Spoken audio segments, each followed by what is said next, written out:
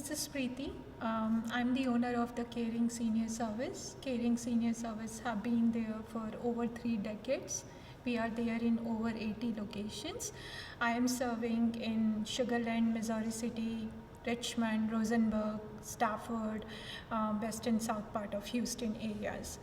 Caring Senior Service, we provide the non-medical services. Non-medical services, bathing, dressing, meal preparation, housekeeping, doctor's appointment, therapies. But again, we do not limit ourselves with when it comes to non-medical services. Anything which is not medical, prescribing, writing medication, we put in the non-medical bucket. Hi, my name is Alexis. I'm the care manager for Caring Senior Service of Sugarland. I am also a nurse as well, but particularly what I do with Caring Senior Services, I build relationships with the actual client, as well do all of the hiring for the caregivers. I pretty much base personality, ADLs, IDLs, etc., match that up with the caregiver and make sure that that is the best fit for the family. And then we create an actual care plan, and I come in and do an assessment with the home and make sure that the home is safe enough for the client and the actual caregiver, and then the service begins. That's where the work goes. And I'm Dawn. I am the agency director for Caring Senior Service of Sugarland. My responsibilities are to maintain those relationships with the families, make sure that the caregivers are doing well. I do the supervisory visits to make sure that the client has what they need. The care plan is up to date. If it needs to be changed, I will assist with that. I also do the administration duties, such as regulating the mandates, making sure the books are where they need to be, running reports, helping with some HR stuff. And I go out and market to try to build our census to make sure that we are where we need to be, and pretty much a little bit of all of that. I'm professionally, I'm an IT engineer, worked in IT for 18 years, worked at Dell for over 10 years, a decade, and I was a cross-product lead. What really brought me from technology to healthcare was always so close to my heart. My mom had been diagnosed with cancer advanced stage. My mother-in-law had been diagnosed with cancer advanced stage. We lost both of them. That's where we realized there is a need. There is a need not just about the healthcare, getting chemo done on the medical side of it, but there is a need to be there and doing the right thing. When something happens, the family really gets stressed out. The patient gets stressed out, and that's where I see not just my family, pretty much everywhere. They have a challenge making the right decision. Who is the right doctor? What needs to be done? Is the treatment good? Is that treatment not good? What needs to be eaten? If talking about going back to my mom, when she was having cancer, nobody wanted to give her chemo. She was the first one in my family, someone being diagnosed with cancer. But then just sharing her report, living overseas, sharing her reports with all the doctors. Should we even give chemo or not? If we give chemo, what's gonna happen? With every chemo, what's gonna be the side effect? Based in her condition, is it something chemo she can take it or not? All these, this is where the need is, and I found. And not just that, with every time when it comes to, yes, we are giving chemo, but then personal care comes with what she needs, what should be her care plan. Personal care comes with nutrition, what the patient is eating, drinking enough fluid, mental health, willpower, taking them out, what they really like. You cannot take truly someone's pain, but there's a lot of things we can do to help them, not really focusing on what can be what cannot be done or what happened. Instead, there are so many things we can do to keep them safe, healthy, and home. And this is where it is. When we talk about in caring, you can see happy, healthy, happy home, whether it is our process, whether it is our policy, whether it is our operations, everything is encapsulated in happy, healthy home. So, similar but not so similar. The reason that I started this, I kind of stumbled into this field after my father passed away. I also had a son who I had recently found out had autism, and so I ended up applying as a caregiver, didn't even know what I was doing, and from there I just continued to grow because I like learning and I am curious, and the more I could help, the more ways I could help, the better. So that just kind of moved me up from a caregiver to a home manager to a case manager assistant to case manager and marketing and client service coordinator and now agency director. So I just feel like I continue to grow.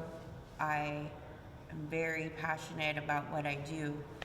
In the beginning, I thought I would never do this. I thought I would fail immediately. I even cried on my first day.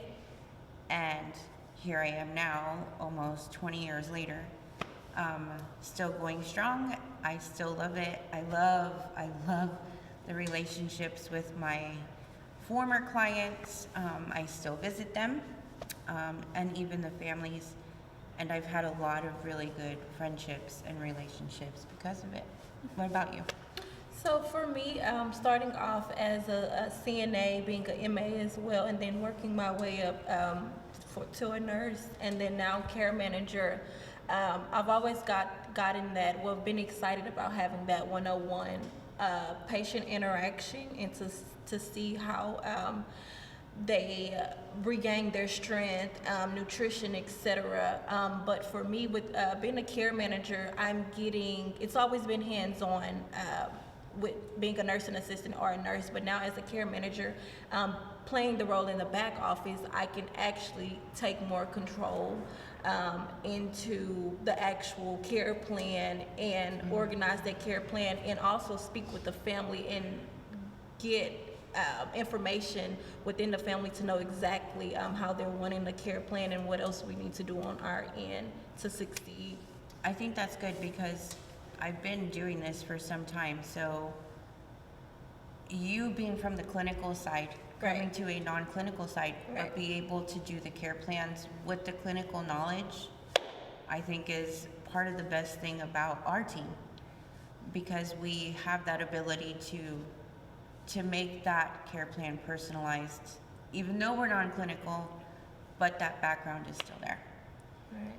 And I I agree. think this is what is best. Like we do not just hire anybody. Like everybody, first thing we look like, hey, they need to have an experience of healthcare. If they do not have the experience, it's and they speak the same language of the healthcare, it is very difficult. And even when it had in my family, when I the incident I was talking about. That yes, they were full of the relatives and everybody, but what was really missing? Right mindset. Speaking the same language of healthcare, that's what makes a big difference. And not just like how we go through, we take it so personally, and that's how we differentiate too. we every patient we get so connected.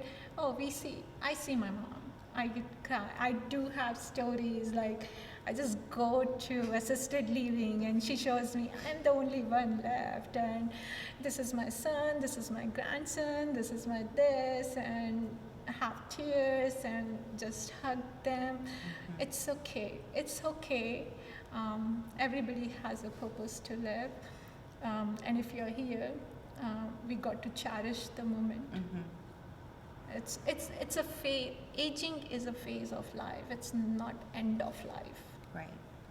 um, we serve elderly people and people who have chronic illness in caring. And of course, when I was looking to start something when after my mom, I wanted something truly purpose driven, passion driven, and we are making a difference. Even and this is where I felt elderly people, like we could not be with our family then, and it's okay if we lost both of our my mom and mother-in-law. But now I'm into we can make a big family, like every single mom and dad we start serving. I see my mom there, and that's how we in our caring we train our caregivers. Make sure you see your mom, the passion, what you want to do for your parents and family. See the same, because regardless, and it's such an amazing and noble thing. Like uh, you know, we chose as a profession. We are giving back to community. Every single decision we make, every single care we do, it has a real impact to lives. Mm-hmm. It does. I think the people we serve could be anybody who's considered a senior, even if you're 55 plus. I mean, I've seen some examples of individuals moving into facilities at 62, which is pretty young for a senior, but they needed help. And I think the question I get asked the most when I'm out is, do you do this in their home? And my answer is always, wherever their home is, yes. So whether that's an independent living or an assisted living or their apartment or a house or wherever they may be, that is where we will serve them. It's just a wide variety of people that we serve. Some people don't need much help. They just need somebody to talk to. Yeah. So we're there to be their companion. Some people can't see, so they need a ride to the doctor. Some people need help with meal planning. Some people do need more help, where they need help showering and getting dressed. And a lot of times I see a lot of seniors being reluctant. They feel their children are trying to control their lives. Right. They don't see that they're trying to help. And sometimes it just takes one of us or somebody on the outside to say, but you need this.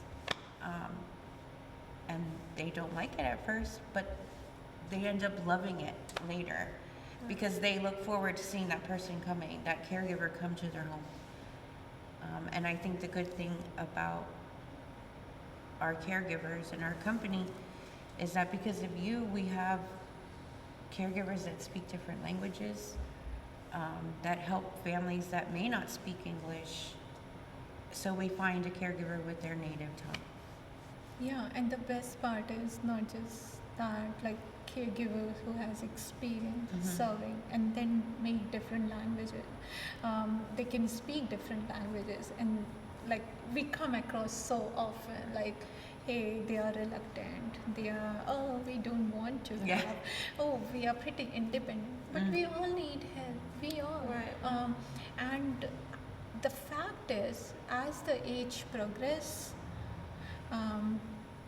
body declines, and it's not about doing the daily activity life, but it's more about it's a need, not want. Right.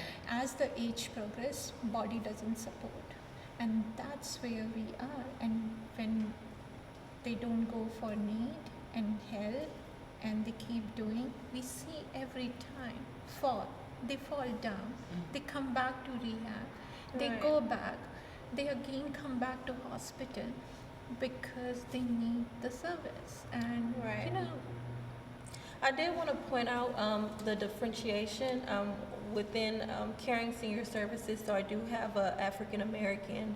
She's 76 years old. She was at a rehab. She was there for a while with her daughter. She was very hesitant of the service. She didn't want the service, and she didn't want to face, a caregiver, because that in her mind she thought that would take her independence or so. But now she started off going to her therapy visits, and now she has transportation coming to get her now. She's regaining all of her strength. She's back cooking now, etc. But however, she's still like, I miss that caregiver being on a side of me. So that makes me happy that I was able to do that caregiving match and then help her regain her strength. Yeah. There's so many stories. There's so many stories. I don't know which one to choose, but I will say that the woman that I'm referring to, she has since passed away. It was very hard for me to handle, but prior to that, she used to be a physical education teacher in the years back. And so when she lived in independent living, she would walk the building every day, twice a day, far. She did have dementia, and eventually that progressed, but she ended up falling and breaking a hip. She went to rehab, and the family was very upset. They thought she was just gonna wither away. She kind of gave up. It wasn't working for her. She asked if she could get more help. When she came back home, I said yes. They pulled her out of rehab. I think because she had dementia, it was harder, because it's hard to do change when you have dementia. But when she came back home, she literally thrived. Literally thrived. They had PT come do home care for her like 3 times a week. OT came in. We were there to help her. And in 2 weeks, she was walking the building. She had a walker, but she was walking the building. And it's just stuff like that that shows that we make a difference. So a lot of time, I think when most people think of home care and when is it time to come in, I think for the most part, especially when you're dealing with skilled nursing or rehab facilities, what you're thinking of is almost everybody that leaves rehab leaves with home health, where you're getting those skilled services. And of course, according to your insurance, you're getting an allotted amount from Medicare. So they can't always be there. And then that's where we come in. It's easy for the occupational therapist to come in and say, hey, they need help with their shower. I can only come once a week. We can come in every day and help with their shower. Or we can come in and help walk them where they need to, because the physical therapist can't be there all the time. Or even with hospice, when you have somebody who's on hospice and you have a family who cannot be there 24/7 and their loved one is passing away, but they just want to make sure that someone is by their side. Yeah. That is where we come into. Or if it's just someone in the community that needs help, that is where we come in. Yeah, and we hear this all the time, right? Oh, we have home health because they don't have to really pay. Home health is covered by insurance. That's something I see all the time. People doesn't even know that what is the difference between home health and home care is. And it's so important to really understand.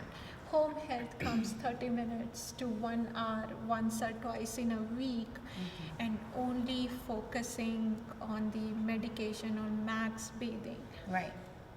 But that doesn't, it's not everything. 30 minutes to 1 hour, what can be done? Personal care is something people end up going to hospital and rehab only when personal care is being ignored. Absolutely. When it's not just the medication part, like what they are eating, who is gonna check, or have they eaten or not? Like remember how we do have some of the clients who just got discharged from hospital all by living by themselves. Actually, hospital, they had 6 falls already. in 6 months, hospital, rehab, hospital, rehab. Right. And next day when we go, there's no food. In afternoon, she has not eaten her breakfast. She didn't had her lunch. There was nothing, literally. And how this person is ever gonna heal, and not even there is somebody who can talk to or take care of them. I think this is the biggest challenge, and that's where we see we make a big difference because we take it so personally. Whether what is so important for anybody to heal, to stay happy, healthy home. In home is they need strength to recover from whatever the healthcare challenges they have, and for that nutrition plays a big role. What they are eating, what they are drinking, what will bring them a strength, and also happy, like just meeting someone where they can share their pain. That brings the willpower, that brings the happiness. Like we all need to share, whether it is a happiness, whether it is a sorrow, and that we see so much with our elderly people. They do not have anybody who can even talk to. The amazing story, I have one person I met, like, oh, he was 13 year at 13 year he was graduate from school. He have around 200 PhDs, and again 77, 78, and I came to know 5 days he was alone in his house. He felt, then his sister brought him to rehab, and when I was talking to him, he said, I don't want to live. I said, really? Why? Life is beautiful. You got to live. And he started sharing stories of, World Trade Center, and the blast and Trump and Elon Musk, and oh, I know, I'm taking advantage of you. Nobody ever stops and even talk to me.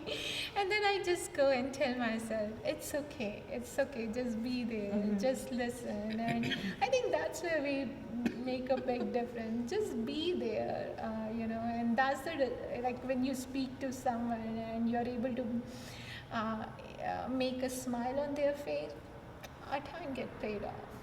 Right. And I agree with you, Preeti, with coming from a nursing background and being at the hospitals, in the medical center or wherever.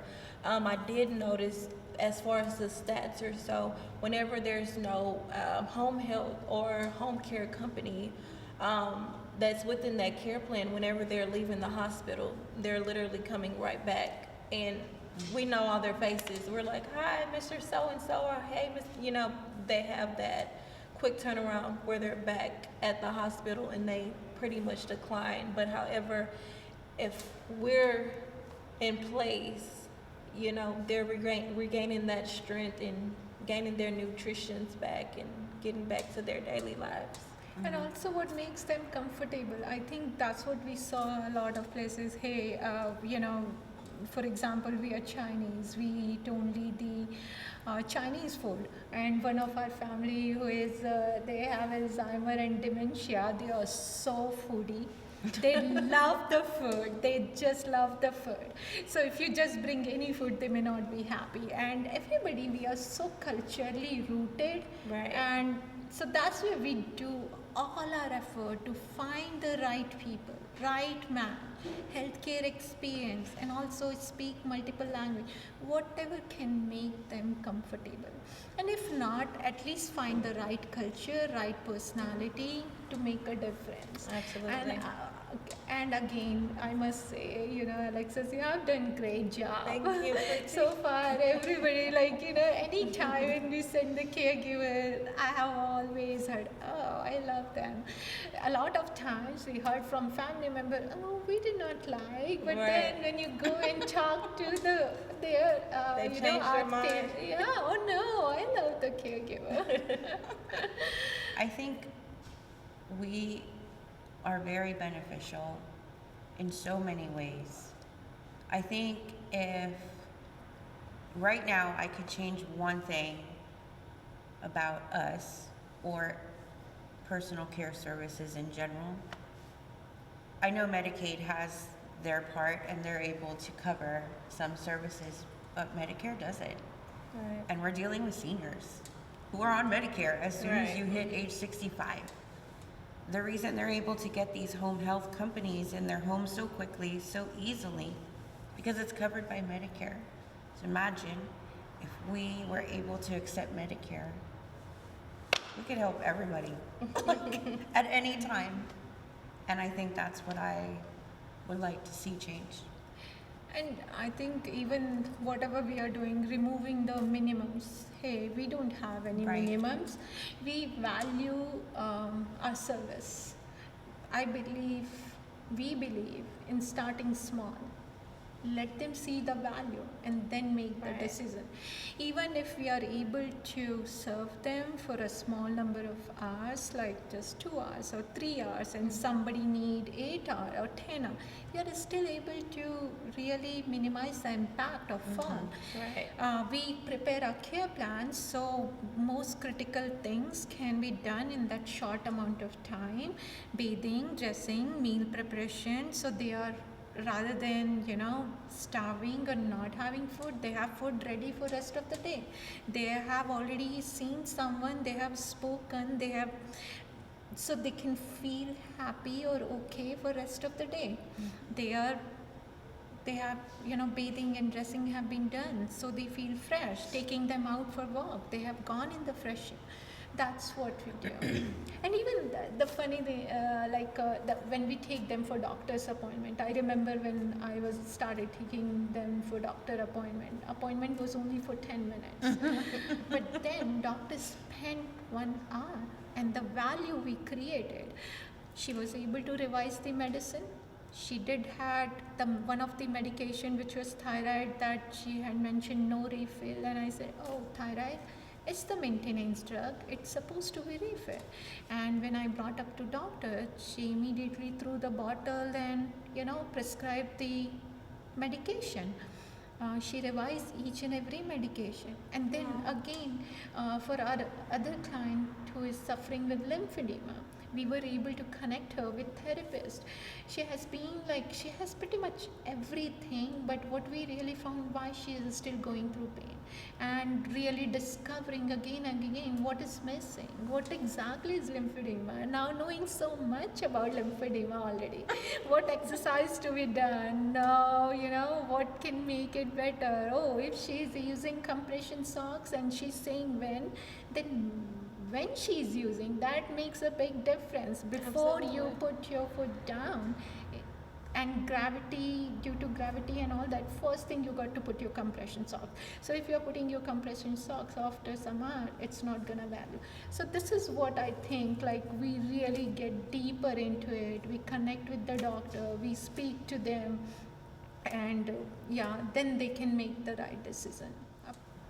Anybody who has a family member, elderly parents, and anybody having chronic illness, any sort, even if you're getting discharged from hospital, if you're in the hospital, you need someone for companionship, you can reach out to us in our website, which is caringSeniorService.com/sugar-land/.